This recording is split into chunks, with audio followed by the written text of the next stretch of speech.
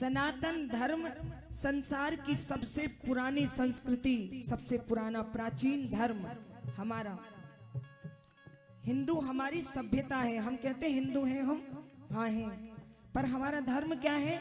हमारा धर्म है सनातन।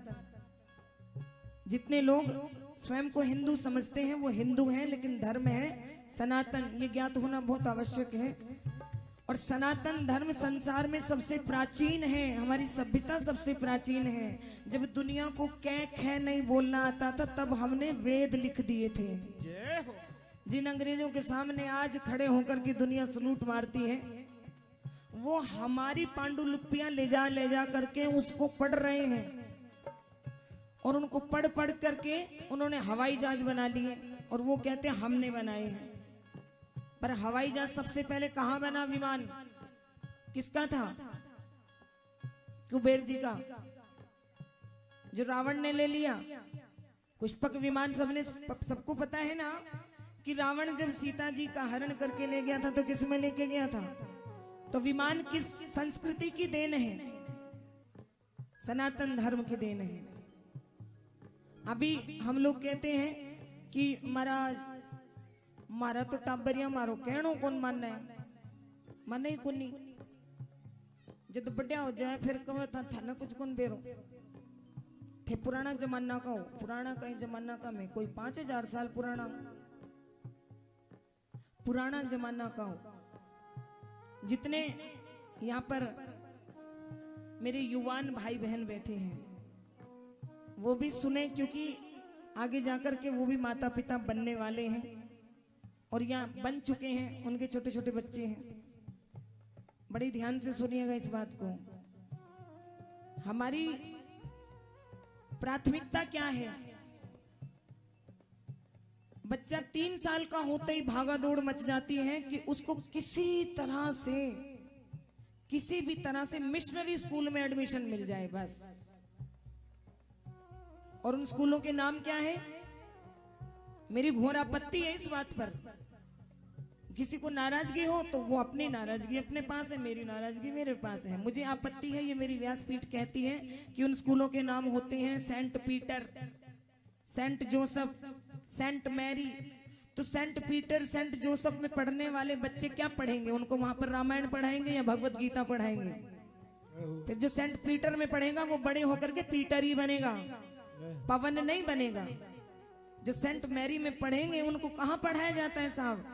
हमने अपनी आंखों से देखा, कथा में ही हमने पूछा, ऐसे बोल दिया बताओ 25 दिसंबर को क्या होता है? तुरंत एक छोटी सी बच्ची ने उठ करके जवाब दिया क्रिसमस डे होता है। किसी को मालूम है कि 25 दिसंबर को गुरु गोविंद सिंह के 2 छोटे छोटे साहबजादे, एक 5 बरस का और एक 7 बरस का, जिंदा दीवार में चिनवा दिए गए थे? किस लिए? हम लोग समझते हैं कि वो सिख थे, नहीं। सिख उस वक्त कोई धर्म नहीं था, सिख एक पंथ था, और उस पंथ पर चलने वाले आज सिख हैं। उन्होंने धर्म के लिए, सनातन धर्म के लिए कुर्बानी दी। सरहंद पंजाब के अंदर है। जिस वक्त औरंगजेब के सेनापति ने उन छोटे छोटे बच्चों से कहा कि तुम अपना धर्म बदल लो, तुम अपना धर्म बदल लो तो तुम जिंदा रह जाओगे, जिंदा बच जाओगे। तो आपको आश्चर्य होगा सुनकर के कि 5 बरस के बच्चे ने क्या जवाब दिया, क्योंकि वो किसकी संतान थे? एक सच्चे संत की संतान थे, एक सच्चे पंथ पर चलने वाले संत की। 5 बरस के बच्चे ने कहा अच्छा आपका धर्म हम ग्रहण कर लेंगे तो फिर हम मरेंगे नहीं, मरने से बच जाएंगे? बोला हाँ। बोले फिर बोले कभी नहीं मरेंगे? तो बोले ये क्या जवाब हुआ, कभी नहीं मरेंगे? अब कभी तो मरना ही है। तो बोले जब कभी ना कभी मरना ही है तो मैं तुम्हारे धर्म में क्यों मरूं? मुझे अपने धर्म में मरना स्वीकार है। ये 5 बरस के बच्चे का जवाब था साहब, कि जब मरना ही है तो मैं धर्म बदलूं और तुम्हारे धर्म में आकर के मरूं? क्यों मरूं? जब मरना है, आज मरना है, कल भी मरना है। अगर मुझे दूसरे धर्म में शरीर छोड़ना होता तो भगवान मुझे वहीं पर जन्म देते कि बेटा तेरा जन्म इस धर्म में हुआ है, तुझे इसी के जरिए जीवन यापन करना है और यहीं से वापस लौट के मेरे पास आना है। तो 5 वर्ष के बच्चे का जवाब था सरहिंद।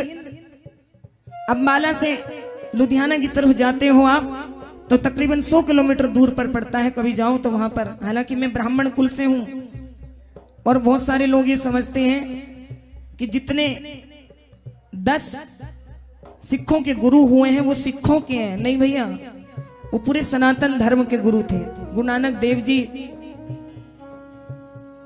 सिख पंथ तो गुरु गोविंद सिंह जी ने चलाया है और उन्होंने सनातन धर्म के लिए अपना पूरा परिवार कुर्बान कर दिया। कब से लेके कब तक? 25 दिसंबर को 2 बच्चे उनके जिंदा दीवार में चिनवा दिए गए थे। आज के बाद भगवान के सामने ये मुझे बड़ा आश्चर्य हुआ। 25 दिसंबर को हम दिल्ली कीर्तन करने गए तो लोग सेंटा क्लॉज बन के घूम रहे थे, बच्चों को भी लेके घूम रहे थे। क्या भैया? हाँ, और तो और लड्डू गोपाल जी को भी सेंटा क्लॉज बना दिया और फेसबुक पे फोटो में डाल रहे हैं। अरे भैया, क्या हमारे भगवान लड्डू गोपाल जी के स्वरूप में हम पर कृपा नहीं करेंगे जब उनको सेंटा क्लॉज बनाने पे तुल गए हैं? हमको भगवान पे विश्वास नहीं है। या तो इधर हो जाओ या तो इधर हो जाओ।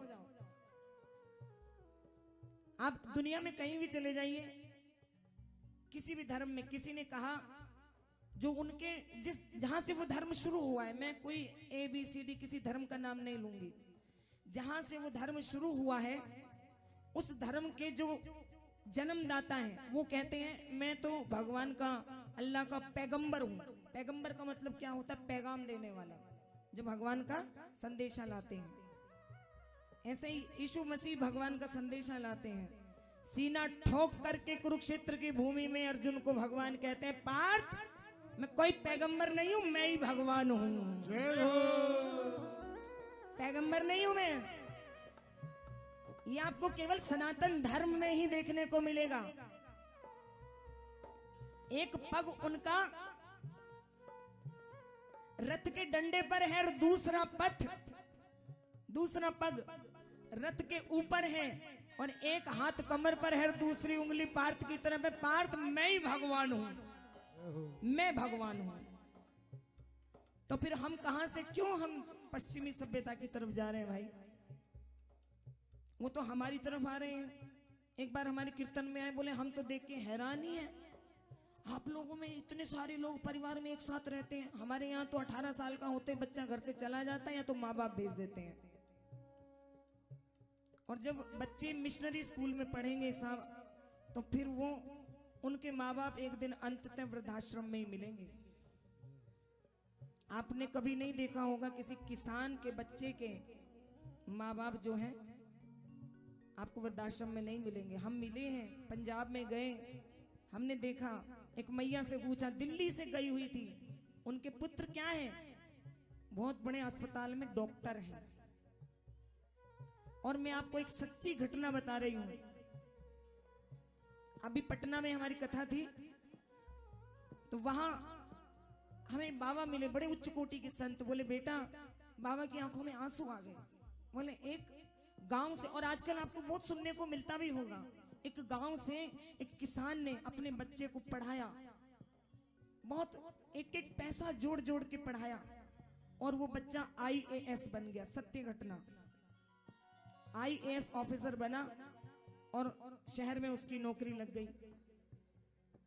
जब 2 साल हो गए, घर लौट के नहीं आए, तो पिता ने सोचा चलो मैं मिलने चलता हूं। अब पिता को क्या पता IAS की नौकरी क्या होती है। तो पिता तो वही पुरानी धोती और फटे कपड़े, जो पुराने से कुर्ते थे अपने बांध के, पगड़ी, और सीधे उस कॉलोनी में चले गए जहां उनके पुत्र को फ्लैट मिला हुआ था। तो वो बाहर बागीचे में अपने 4-5 मित्रों के साथ बैठ करके चाय पी रहे थे। जैसे ही वो आए तो वो आकर के अपने पुत्र को कहने लगे, अरे धीरज तुम कैसे हो? तो वो सक पका गया एकदम से। तो उन्होंने, साथ के मित्रों ने पूछा, भैया ये कौन है? क्या जवाब दिया होगा उस पुत्र ने? उसने कहा ये मेरे पिता के मित्र हैं, हमारे गांव से आए हैं। ये सच्ची घटना है।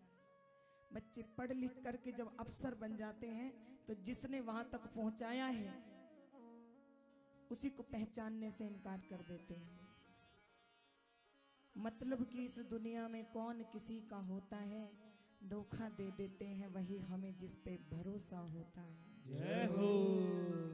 देख लेना दुनिया का नजारा, ना हम किसी के न कोई हमारा। ज्यादा पढ़ लिख करके बच्चे, पढ़े लिखों के ही माँ बाप वृद्धाश्रम में बैठे हैं। तो आज भगवान से ये वादा करके जाइए कि भले ही बच्चे मिशनरी स्कूलों में पढ़ें, अंग्रेजी सीखना बहुत जरूरी है, संसार के साथ चलना भी बहुत जरूरी है, आपत्ति इस बात पे नहीं है। अगर वो न पढ़ाएं तो हम अपने घर में, मेरी माताएं बहनें, बच्चे से कुछ काम करवाना होता तो कहते ना बेटा तुझे एक चॉकलेट मिलेगी, ये काम कर दे, लालच देते हैं ना हम बच्चों को। तो बच्चों को रोज कहें 2 चौपाई रामायण की, रामचरितमानस की मुझे रोज पढ़ के सुनाओ, तुम्हें एक चॉकलेट मिलेगी। जय हो। छोटे बच्चे को नहीं पता रामचरितमानस क्या है, लेकिन धीरे धीरे पढ़ते पढ़ते धीरे धीरे रे मना, धीरे धीरे रे मना, धीरे धीरे रे मना। एक दिन वो 2 लाइन पढ़ेगा, एक दिन वो पूरा पेज पढ़ेगा, और एक दिन वो पूरा अध्याय पढ़ेगा, और एक दिन वो पूरा रामचरितमानस भी पढ़ेगा। और जिसने रामचरितमानस पढ़ लिया ना साहब, वो अपने माँ बाप को कभी भी वृद्धाश्रम में छोड़ के नहीं आएगा। जय हो।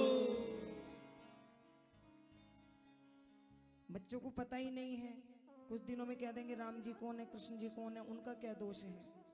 ना हम बच्चों को कीर्तन में लाते। बच्चे क्यों कथा में भाई जी बोर हो जाते हैं?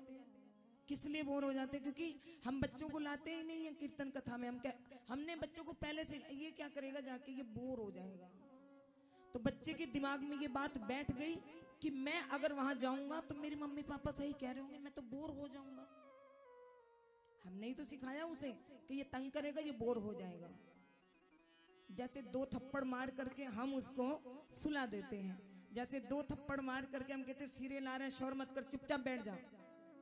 तो मैं ये नहीं कहूंगी कि 2 थप्पड़ मार करके लाइए, नहीं, बच्चे को थोड़ा चॉकलेट दे करके लाइए। आ बेटा थोड़ी देर बैठ, तू बोर नहीं होगा। थोड़े दिन हल्ला मचाएगा, स्कूल में भी तो हल्ला मचाता है, लेकिन हमारी प्राथमिकता है कि स्कूल तो जाना बहुत जरूरी है, इसके बगैर तो इसका गुजारा ही नहीं है। लेकिन पढ़ लिखने के बाद भी अगर उस बच्चे में संस्कार नहीं है तो उसका जीवन बेकार है साहब। उसे दोनों स्कूलों की आवश्यकता है। घर में भी आध्यात्मिक शिक्षा दीजिए, मेरा तो निवेदन है आपसे। बाकी आप अपनी मर्जी के मालिक हैं।